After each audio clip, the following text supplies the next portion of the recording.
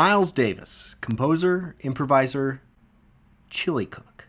You heard me right. The guy who made this and this also made this. Miles is Southside Chicago Chili Mac, and I'm going to attempt to make it. In his 1989 autobiography, Miles called this his favorite dish, but he didn't give up the recipe. But in 2007, his first wife, Frances, leaked this recipe to Best Life magazine, noting that she once served this at a party to Leonard Bernstein, Quincy Jones, and Bob Dylan. Even though this was just a very small article, there were a couple of really dark moments in it. Frances mentioned she gave up her career as a classical ballerina because she was in love with Miles and actually ended up settling for a career as a short order cook. She also noted that Miles would find a lot of nourishment from this meal after a 3 or 4 day binge. And then she also mentioned that she ran for her life from him, so.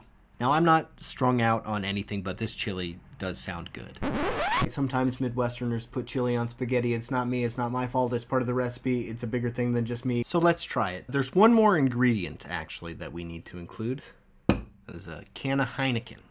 Let's dig in. I try my best to do a little bit of everything in this first bite. It's super rich. Yep. It's you know, I really didn't know how this was going to turn out because it doesn't have a tomato base, and I've never had a chili without a tomato base before.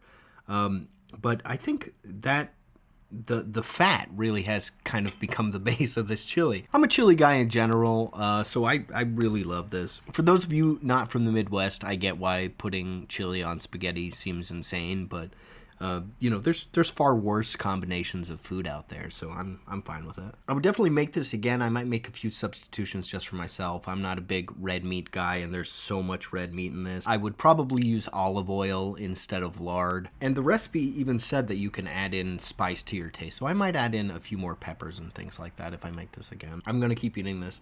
The recipe is at the link in my bio. Let me know if you make it, if you make any substitutions, what you think about it. Otherwise, cheers and enjoy.